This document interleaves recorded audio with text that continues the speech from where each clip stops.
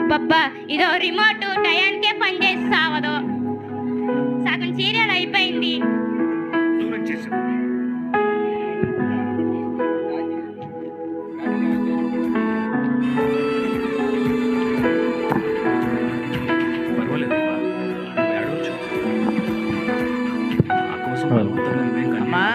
అమ్మా నిన్నే. అబ్బబ్బా, ఏంట్రా నీ గోళ? సీరియల్ చూడనీకుండా కరెంటు బిల్లు కట్టి తీసుకొచ్చాను, ఎక్కడ పెట్టమంటావు? అక్కడ అరలో బైబిల్ ఉంటుంది, దాంట్లో పెట్టు. బైబిల్లోనా? సరేలే.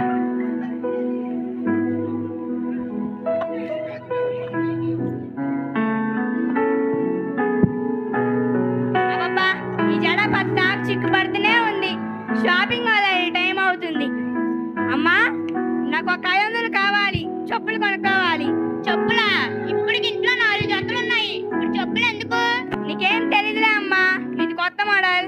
మొన్నే ఒక సెలబ్రిటీ వేసుకుంది. అక్కడ బైబిల్లో ఉంటాయి, తీసుకోవే.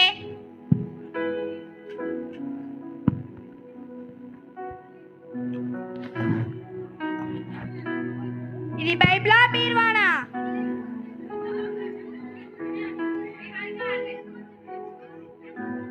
ఇది బైబిలా బీర్వానా?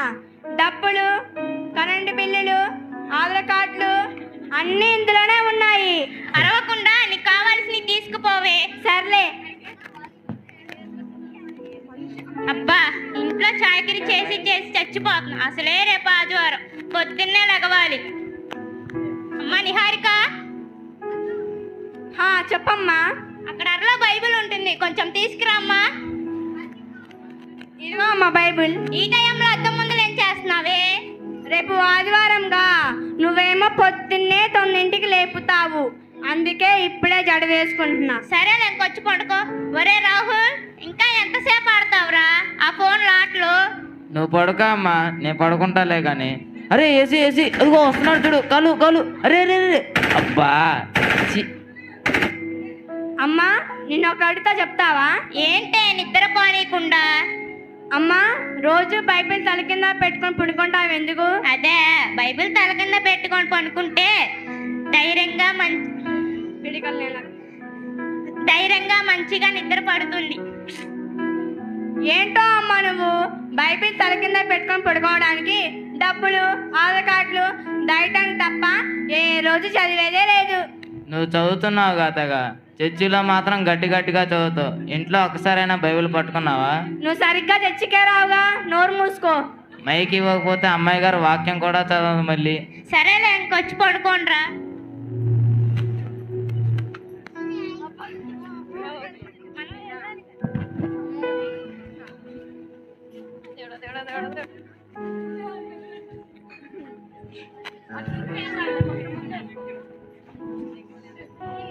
Hello hello. అనుకున్నా ఏమన్నా అసలు ముందుకు వచ్చి కూర్చోండి అయ్యా. అబ్బా, ఈ అయ్యగారు మనల్ని అసలు వదిలిపెట్టాడ్రా. మందిరానికి వస్తే సరిపోదయ్యా, ఖచ్చితంగా క్రమాన్ని పాటించాలి, అప్పుడే దేవునికి మహిమ. సరే, అందరం మోకరించి ప్రార్థన చేసుకుందాం. సూత్రమేసయ్య, ఈ దిన ఆరాధన తోడుగా ఉండండి, మీ ఆత్మతో నిమ్మని అడిగి వేడుకుంటున్నాం తండ్రి. ఆమేన్. ఓ పాట పాడి దేవుని స్తుతిద్దాం.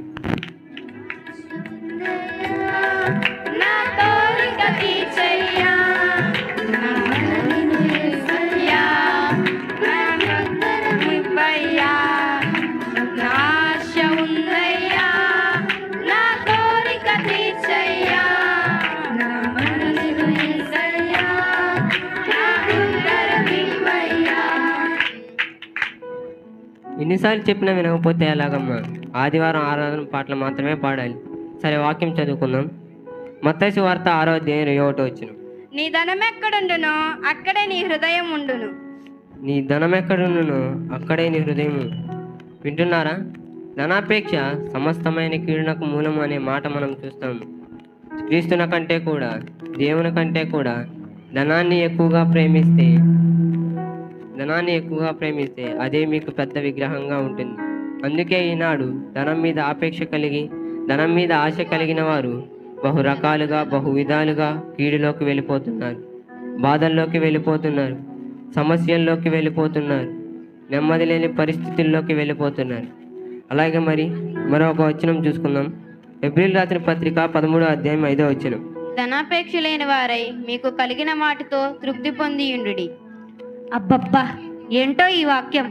ధనాపేక్ష లేని వారై ఉండండి అని అయ్యగారే వాక్యం చెప్తాడు, మళ్ళీ దానికి ఇవ్వండి దీనికి ఇవ్వండి అని అడుగుతూనే ఉంటాడు. వార కార్యక్రమం యథావిధిగా జరుగుతాయి. కృతజ్ఞత కూడికలోనే అందరూ తప్పకుండా పాల్గొనండి. ఇబ్బందుల్లో అనారోగ్యాల్లో ఉన్న మన సంఘ బిడ్డలను ఒకసారి పరామర్శించండి. అందరికీ వందనాలు. ముందే లేచిపోకూడదమ్మా. అయ్యగారు ఈ ఒక్కరోజే వాక్యం చెప్పి ఖాళీగా ఉంటాడు కాబట్టి వెళ్ళి పరామర్శిస్తాడు. మనకెక్కడ కుదిరిద్ది? అవును, పిల్లలు ఇంటి పనులు చూసుకున్నప్పటికీ సీరియల్ చూడటానికి కూడా కుదరట్లేదు. ఇంకెక్కడిది టైము గృహ కొడుకులకు కూడా పోవటానికి? అవునవును. ఒకసారి పాస్టర్ గారికి ఫోన్ చేద్దాం.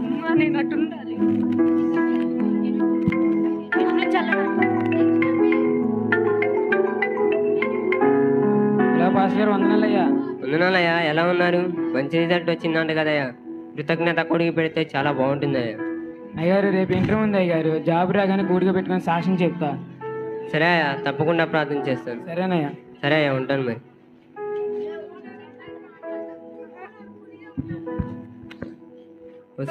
ఒకసారి సంజన గారికి ఫోన్ చేద్దాం.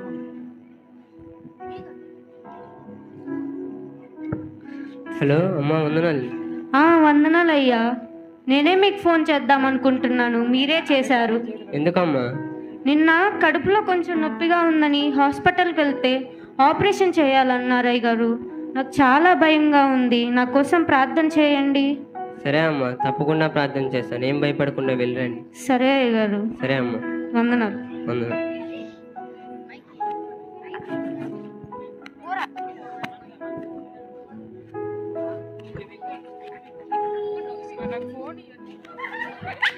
చెల్లి, ఏ పార్టీ వాళ్ళు ఇలా కొట్టుకుంటున్నారు? ఏదో హెడ్ రేకిప్పులు గొడవంట, గంట నుండి కొట్టుకుంటూనే ఉన్నారు. తలకి వేసుకునే రంగు, తలకి పెట్టుకునే క్లిప్ కోసం గొడవ పడుతున్నారా? మంచి ఫ్రెండ్సేగా, చర్చి కూడా వెళ్తారు, ఇలా కొట్టుకుంటున్నారే. ఏమో అన్న మరి.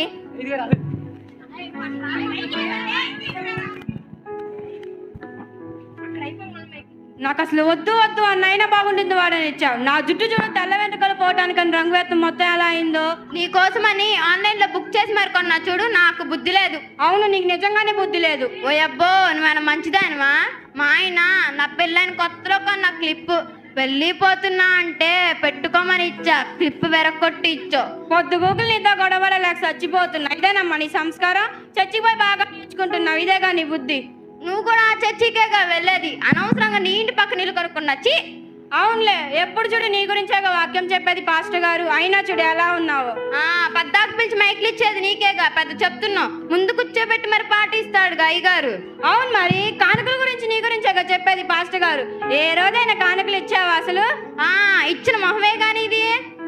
అవును, నేను ఇచ్చానుగా. అసలు నేను ఆ రోజే అనుకున్నా, నేను ఎక్కువ ఇస్తున్నానని. నువ్వు చూసి కుళ్ళుకుంటున్నావని నీ దాబుద్దే కాబట్టి ఈ రోజు ఎలా తాగా చేసుకున్నావు. ఉన్నదేగా నేను మాట్లాడుతున్నా. నేను ఎన్నిసార్లు ఇచ్చినా నా పేరు చెప్పుకోకుండా నీ పేరే చెప్తున్నారుగా. చీ, అనవసరంగా నీతో చర్చికి వస్తున్నా. నీ మొహం చెబుతు పో అమ్మా.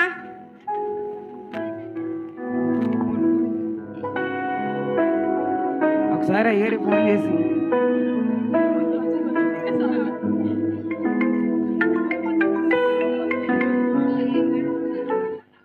హలో పాస్టర్ గారు, వందనాలయ్యా. వందనాలయ్యా, ఎలా ఉన్నారు? పెళ్ళి కూడా చేసుకున్నారు. ఇప్పుడైనా కృతజ్ఞత కూడికి పెట్టుకోండి అయ్యా. మందిరానికి రావటం ఏమో అనేసాం. జాబ్ వల్ల కుదరట్లేదు పాస్టర్ గారు. నా భార్యకి 9వ నెల, మంచి అబ్బాయి పుట్టాలని ప్రార్థన చేయండి. అన్నిటి కలుపుకొని కూడి పెట్టించుకుంటున్నాయ్యా. ఈసారి తప్పకుండా గ్రాండ్గా చేద్దాం. గ్రాండ్గా అవసరం లేదయ్యా. ప్రార్థన పెట్టుకొని చుట్టూ ఉన్న వాళ్ళకి దేవుడు చేసిన మేలులను సాక్ష్యం చెప్పి సువార్త చెప్తే చాలు. సరేనా, ఈసారి ఖచ్చితంగా పెట్టుకుందాం. సరే అయ్యా, మంచిది, మరి ఉంటాను. సరే.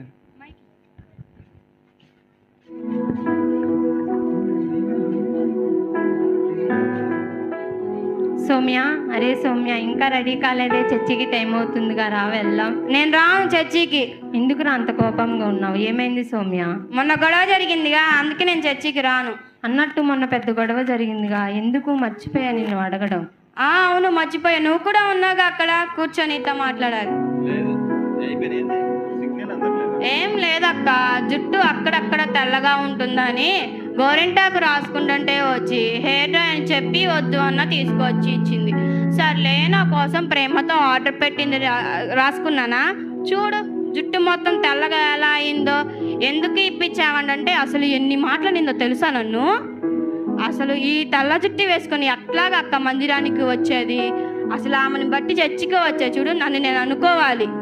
మీ ఇద్దరికి గొడవ జరిగితే చర్చి ఏం చేసిందిరా? చర్చికి వెళ్దాంరా. అమ్మో, చర్చికి వస్తా ముఖం చూడాల్సి వచ్చింది, అందుకే నేను చర్చికి రాను. అయినా నీకు తెలుసా, పాస్టర్ గారు ఎప్పుడు చర్చిలో ఆమె పేరే చెప్తూ ఉంటారు. మా ఇద్దరి ఇల్లు పక్క పక్కనేగా, పాస్టర్ గారు ఇక్కడ వరకు వచ్చి మా ఇంటికి మాత్రం రాకుండా వెళ్ళిపోతారు. వాళ్ళ ఇంట్లో ఎంతసేపు ఉంటారో తెలుసా? మా ఇంట్లో 5 నిమిషాల కంటే ఎక్కువసేపే ఉండరు. మా ఇల్లు కూడా పక్కనేగా, రానియొచ్చుగా, రానియదు. ఎవరు ఆమెనా రానివ్వండి? ఆమె రానియదు, నాకు తెలుసు, అందుకే నేను చర్చికి రానులే. సరే నేను వెళ్తున్నా మరి. సర్లే వెళ్ళు.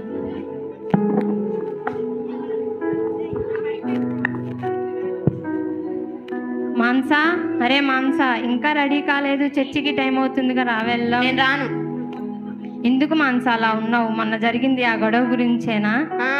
నీకెవరు చెప్పారు? నేను ఉన్నా కదరా అక్కడ, నేను చూశాను కదా ఆ రోజు మీ ఇద్దరు గొడవ పడుతుంటే. చెప్తాను రా, చిన్నగా మాట్లాడా, మాకు వినిపించిద్ది, మళ్ళీ అక్కడి నుంచి వింటూ ఉంటుంది. పొద్దాక మాకు అదే పనిగా మరి. అదిగో చెప్పాను, చిన్నగా మాట్లాడు. అసలు ఆ రోజు గొడవ ఏంటో తెలుసా?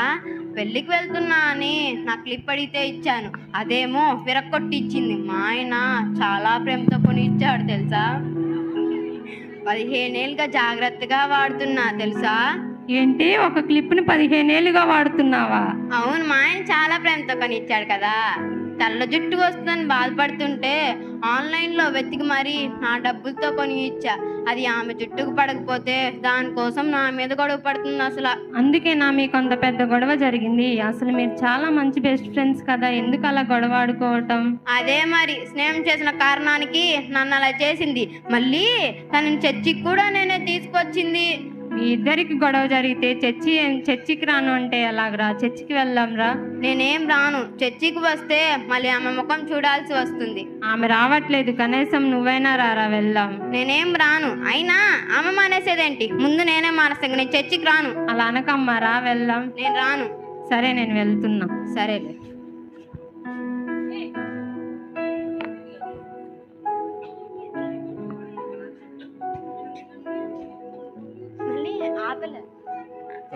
వందనాలయ్య, ప్రార్థన చేయి.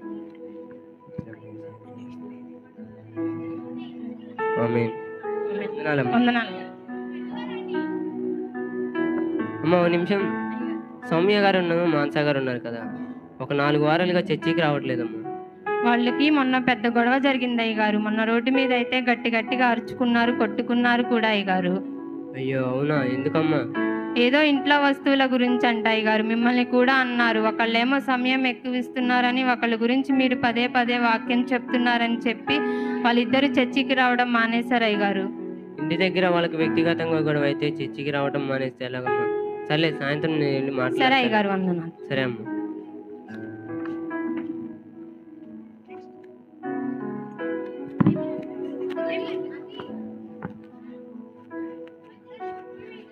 ఈ సంవత్సరం ఎలాగైనా సరే బైబిల్ అంతా చదివేయాల్సిందే.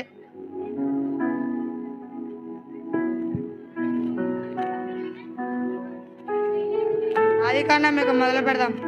ఆదికాండం 1వ అధ్యాయం 1వ వచనం. ఆది యందు దేవుడు భూమి ఆకాశాన్ని సృష్టించాను.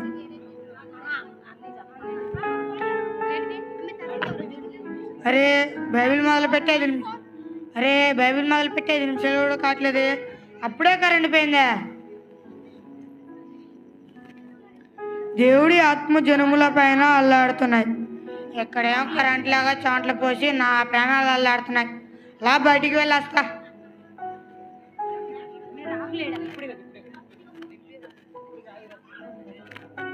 అయ్యా ఇక ఇప్పుడు మొదలు పెడతాను.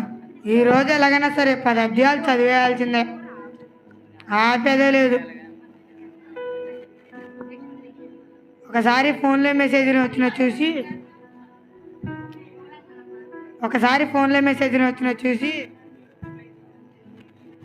ఇలా ఇచ్చి ఫోన్ పక్కన పడేసి బైబిల్ చదువుతాను.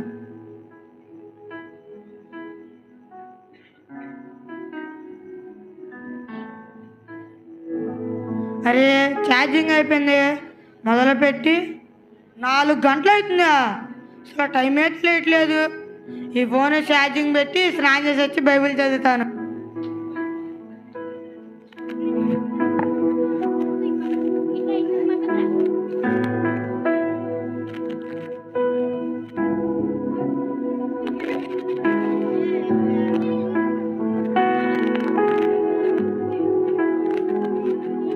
అమ్మయ్యా, ఇక ఇప్పుడు మొదలు పెడతాను.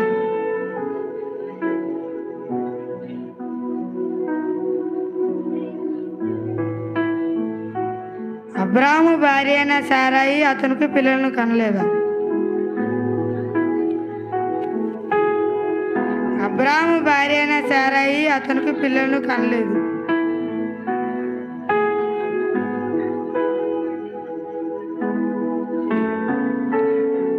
ఏంటి ఇక నిద్ర వచ్చేస్తుంది. నిద్ర మాత్రలు వేసుకున్నా ఎంత నిద్ర వచ్చిందో తెలియదు, కానీ బైబిల్ చదివితే మాత్రం భలే నిద్ర వస్తుంది. ఇక ఇప్పుడు పడుకుంటాను.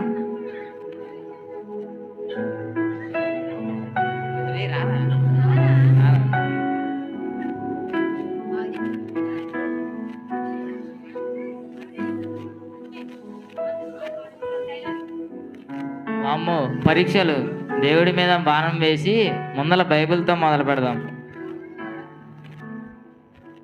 రేపు సైన్స్ ఎగ్జామ్, సామెతలు చదువుదాం.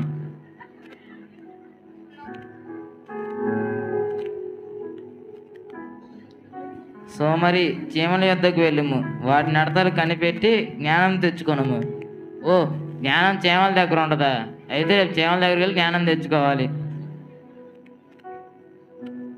ఈ రోజు ఎలాగైనా సరే బైబిల్ చదవాలి.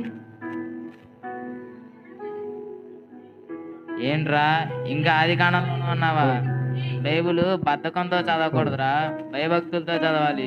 ఇప్పటికీ మొదలుపెట్టి 4 నెలలు అయింది, ఇంకా ఆది కాండం 12వ అధ్యాయం దగ్గర ఉన్నావా? తెలుసులే, నువ్వు చదువుకోవాయా? చదువుతున్నాలేరా. అరే బైబిల్ చదివి జ్ఞానం తెచ్చుకుందామని లేదు, చీమల దగ్గరికి వెళ్ళాలి జ్ఞానం తెచ్చుకోవాలంటే. నవ్వుతావేంట్రా సీరియస్గా మాట్లాడుతుంటే? ఆషామాషిగా చదవకూడదురా బైబిల్. దగ్గరికి వెళ్ళి ఏం తెచ్చుకోవాలి? పంచదార కావాలా? నువ్వు చదువుకోవయ్యా, ఎప్పుడు చూడు బైబిల్ పట్టుకుని నిద్రపోతావు. ఇలా పరీక్షల ముందు బైబిల్ చదివి ఇంటర్ దాకా వచ్చా తెలుసా? పడుకో, నీ పని అదేగా. మాకు ఒక అలవాటు ఉందిగా, కళ్ళు మూసుకొని బైబిల్ తెరవడం. దేవుడా మంచి వాక్యం అయ్యా.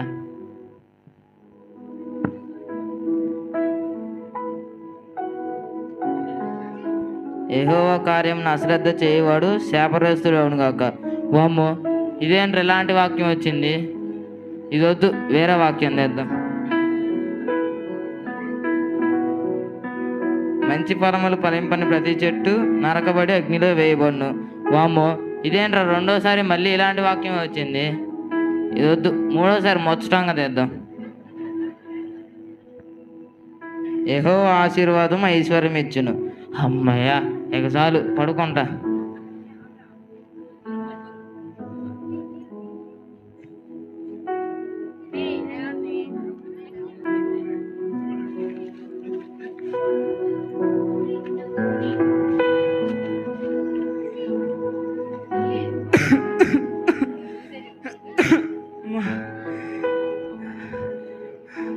అయ్యగారు కాల్ చేసి ప్రార్థన చేసుకుంటా. ఈ కరోనా తగ్గేటట్లేదు, ఊపిరి కూడా ఆడట్లేదు. అమ్మా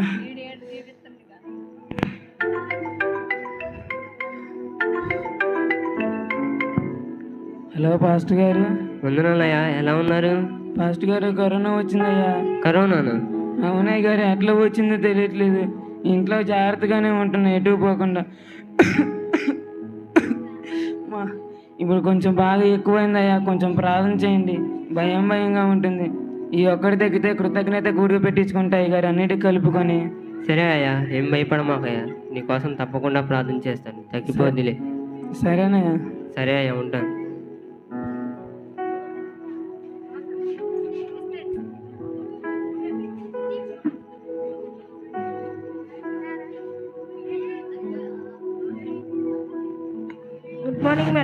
గుడ్ మార్నింగ్. అన్ని అకౌంట్స్ రెడీగా ఉన్నాయా? చాలా అమౌంట్స్ పెండింగ్లో ఉన్నాయి. పూజని పిలిపించండి, చాలా పెండింగ్ ఉంది. సరే మేడం.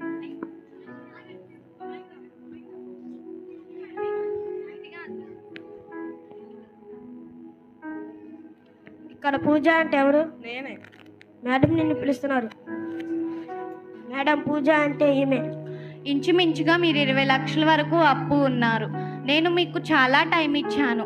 నాకు ఈ రోజే కావాలి. మీరేం చేస్తారో నాకు అనవసరం. ఏ టైంకి ఇస్తావో చెప్పు నాకు. మేడం చాలా ప్రాబ్లమ్స్లో ఉన్నా మేడం, అసలు కట్టలేను మేడం, ప్లీజ్ మేడం. కట్టలేనంటే ఎలాగమ్మా? నీ ప్రాబ్లమ్స్తో నాకేం పని? 20 లక్షలంటే మాటలా? చాలా అప్పులు ఉన్నాయి మేడం. కరోనా వల్ల బిజినెస్ మొత్తం నష్టపోయాను మేడం. నా దగ్గర ఒక్క రూపాయి కూడా లేవు మేడం, ప్లీజ్ మేడం. నాకు అవన్నీ చెప్పకు. నీ ఇల్లు పిల్లల్ని అమ్మైనా నా అప్పు నాకు తీర్చు. మేడం నా వల్ల కాదు మేడం, నేను కట్టలేను మేడం, నా దగ్గర ఏమీ లేవు మేడం, ప్లీజ్ సరే. మేడం. సరే ఫస్ట్ ఏడ్ పాపు. ఫస్ట్ నువ్వు లెగువు. నీ అప్పంతా నేను కొట్టేస్తున్నా, ఇంకా ఏడవకు. మేడం నిజంగానా madam? Thank you madam, thank you so much madam. ఇంకా వెళ్ళమ్మా. పిఏ బయటికి పంపు ఇమ్మని. కరోనా Thank you, అమ్మా. madam. Social Thank you, distance madam. Maintain చేయి. వెళ్ళమ్మా. వైడూర్యా నాకు డబ్బులు ఇవ్వాలి కదా, వెళ్ళి అడుగుతా. వైడూర్యా, వైడూర్యా. పూజ రా లోపలికి. నేను రానులే కానీ నా డబ్బులు ఎప్పుడు ఇస్తావు? ఇంకెన్ని రోజులు ఆగాలి? ఒక్క 2 రోజులు గడివి, నీ డబ్బులు తప్పకుండా ఇచ్చేస్తా. రూపాయా 2 రూపాయల? 15,000 నాకు ఇప్పుడే కావాలి, లేదా నీ మీద పోలీస్ కేసు పెడతా. నా దగ్గర ఇప్పుడు అస్సలు ఒక్క 2 రోజులు గడివివు, ఇచ్చేస్తా ప్లీజ్. నాకు కావాలంటే ఇప్పుడు ఇస్తావా ఇవ్వా? నువ్వు ఇచ్చేస్తా మేడం, ప్లీజ్ మేడం. అబ్బా బీపీ వస్తుంది, ఇస్తావా ఇవ్వా? పోలీస్ వచ్చి మనం తీసుకోవాలండి. నేను వచ్చి కంప్లైంట్ రాసి ఇస్తా, తీసుకోండి. మేడం టైం ఇన్ మేడం, ఇచ్చేస్తా మేడం. ఈ విషయం మేడంకి ఎక్కడికైనా చెప్పాలి.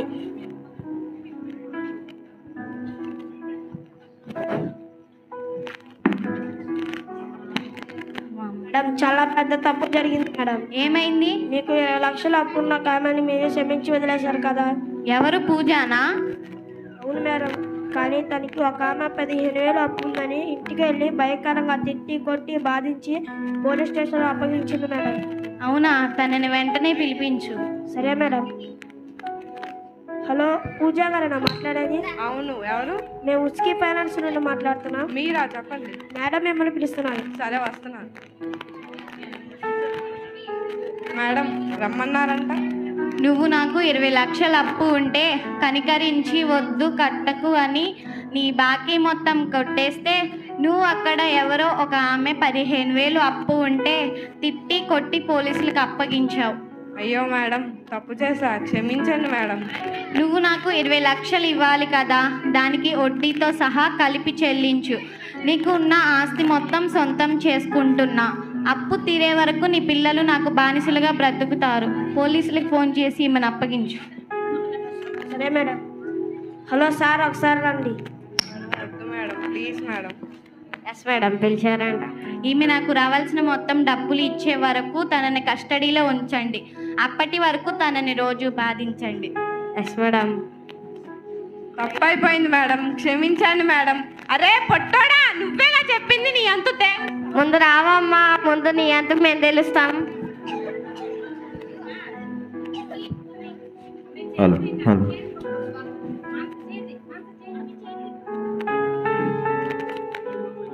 అబ్బా, ఇక్కడ నుంచి అర్జెంటుకి ఇల్లు మారాలి. మొహం చూడ చచ్చిపోతున్నాం మమ్మో.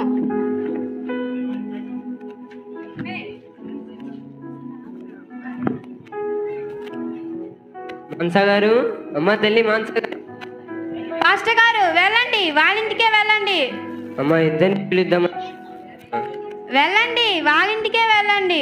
అది కాదమ్మా. ఏంటి పాస్టర్ గారు, నా పేరు పిలిచి వాళ్ళ ఇంటికి వెళ్తారంటారేంటి?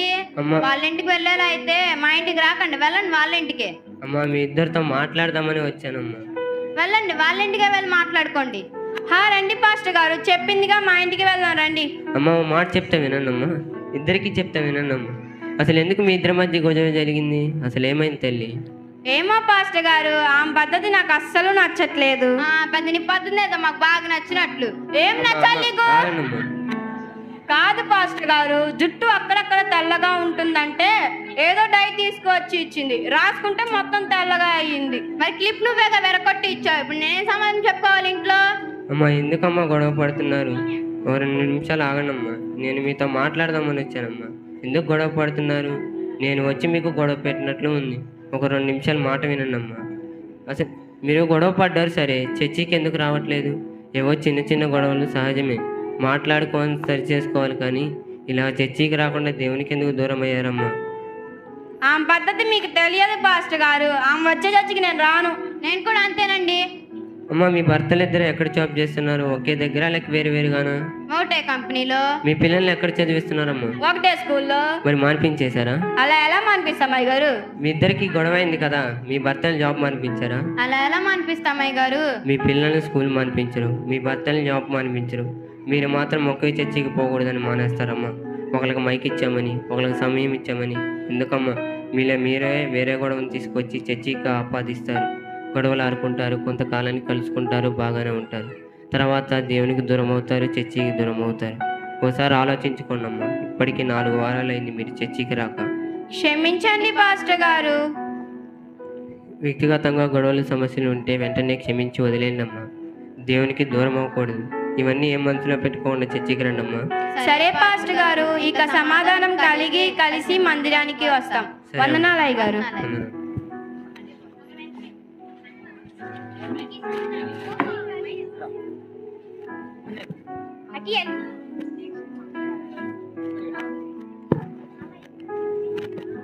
ఒకసారి సంజన గారిని పరామర్శించవద్దు. అమ్మా సంజన గారు, అమ్మ ఉన్నారా? పాస్టర్ గారు రండి, కూర్చోండి. వందనాలయ్యా, కూర్చోండి.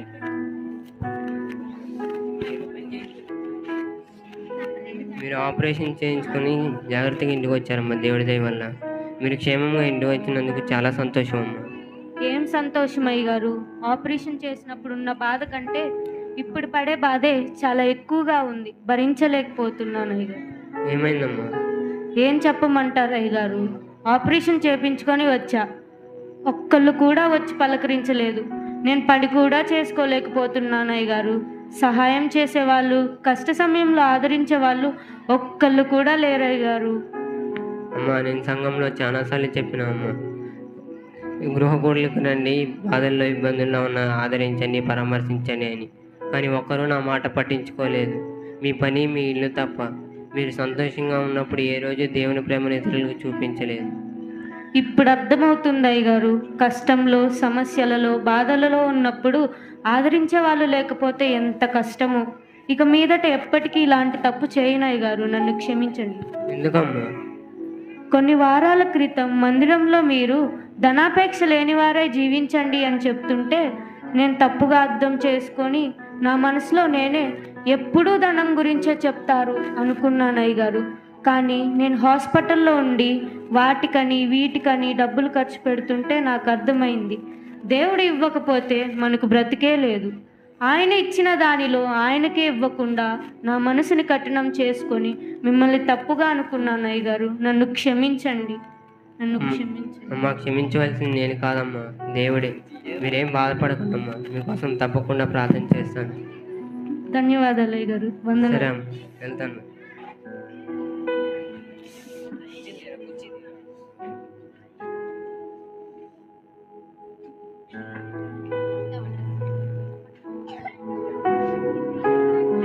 అయ్యో పరీక్షలన్నీ బాగానే రాశానే.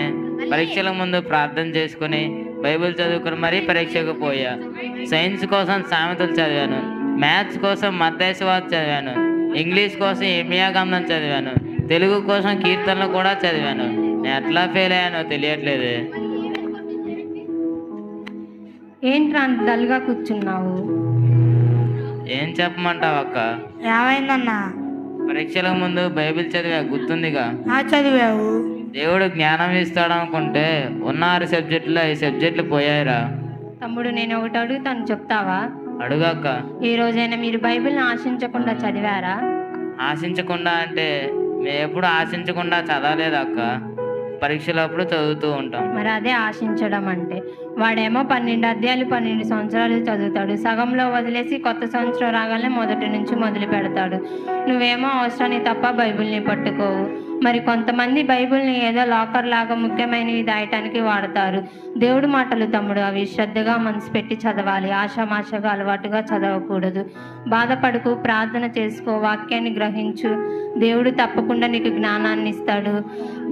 బైబిల్తో పాటు నీ స్టడీస్ బుక్స్ని కూడా చదువు. దేవుడు తప్పకుండా నీకు సహాయం చేస్తాడు. సరే అక్క, మా తప్పు మేము మేము తెలుసుకున్నాం. ఇక మీదట కాలయాపన చేయం.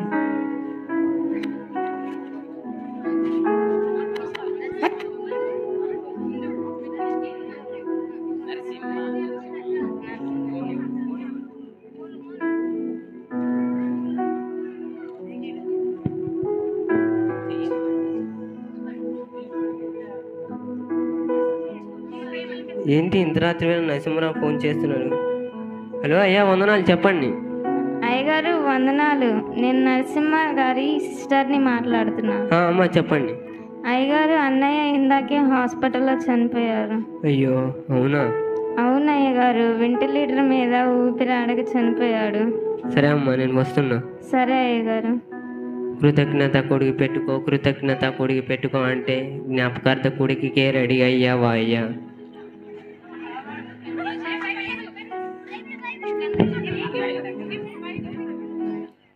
నామకార్థ భక్తి చేస్తూ అలవాటుగా దేవుని మందిరానికి వెళ్తూ దేవునికి సమయం ఇవ్వకుండా ఇహలోక సంబంధమైన వ్యర్థమైన వాటి కొరకు సమయాన్ని కేటాయించి జీవించిన జీవితానికి గతించిన కాలమే చాలు.